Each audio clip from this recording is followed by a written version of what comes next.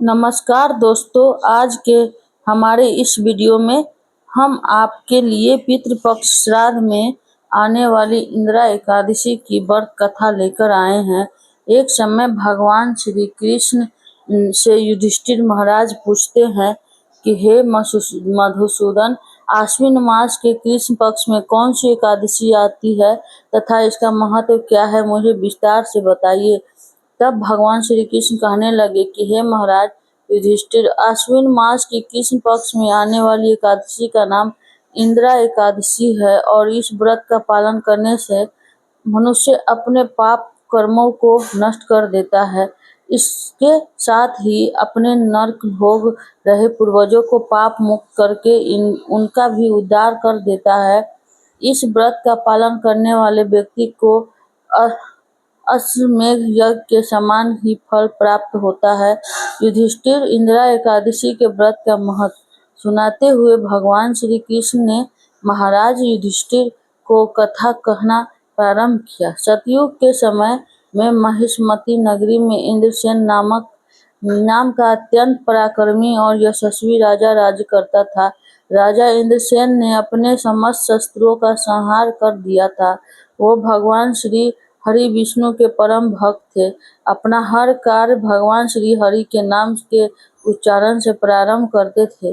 भगवान श्री कृष्ण की कृपा से उसे उनके राज्य में धन धान्य, पुत्र पौत्र और समस्त सुख ऐश्वर्य से संपन्न था। एक दिन राजा इंद्रसेन अपनी प्रजा के मध्य बैठे भगवत चर्चा कर रहे थे। तभी उन्होंने आकाश मार्ग से भगवान श्री हरि के परम भक्त दिव्यमान नारद मुनि को धरती पर उतरते हुए देखा। राजा ने अपने दोनों हाथ जोड़कर नारद मुनि को प्रणाम किया और उन्हें अपने हाल में पधारे गए आग्रह किया। महल में राजा इंद्रसेन ने नारद मुनि को उचित आसन प्रदान किया और उनका आदर सत्कार किया। राजा के इस आतिथ्य से प्रसन्न होकर आसन प्रदान किया और उनका आदर सत्कार किया।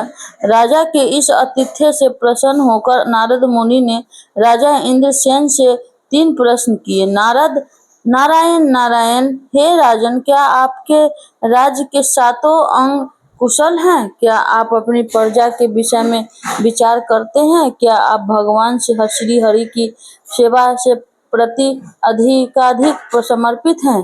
राजा इंद्रसेन ने उत्तर देते हुए कहा, हे मुनिवर, श्री हरि की कृपा से मेरे राज्य में 7 अंग कुशल हैं और अपनी प्रजा का संतान की तरह पालन पोषण करता हूँ और अपना अधिकतर समय भगवान श्री हरि की भक्ति में समर्पित करता हूँ। हे ऋषि श्रेष्ठ, आप मुझे अपने यहाँ आने का कारण बताएं। तब नारद मुनि बोले, ओ क्या है न राजन, जब मैं ब्रह्मलोक से यमलोक में पहुंचा तो वहाँ मैंने यमराज की सभा में अपने पिता श्री को देख लिया।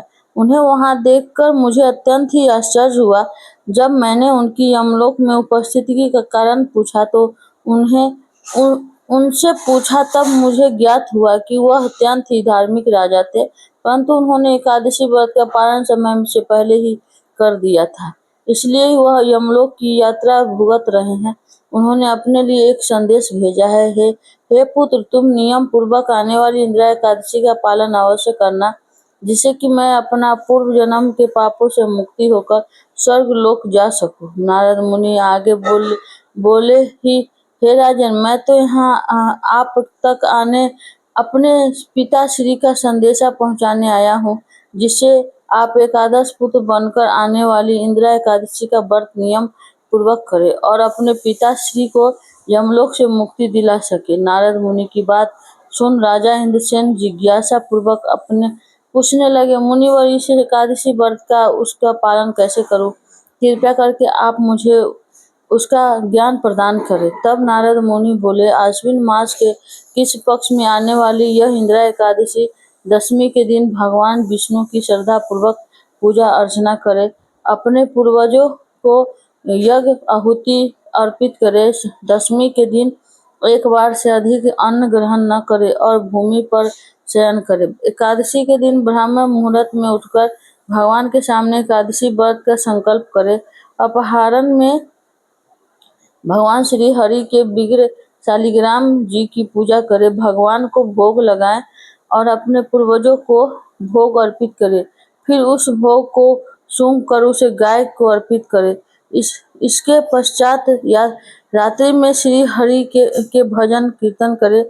फिर द्वादशी के दिन पूरे भक्ति भाव से ब्राह्मण को भोजन कराएं और पारण के समय स्वयं भी भोजन ग्रहण करें। इस प्रकार इंद्रियों को संयम में रखते हुए एकादशी व्रत का पालन करें। इतना कहकर नारद मुनि वहां से अंतर्ध्यान हो गए।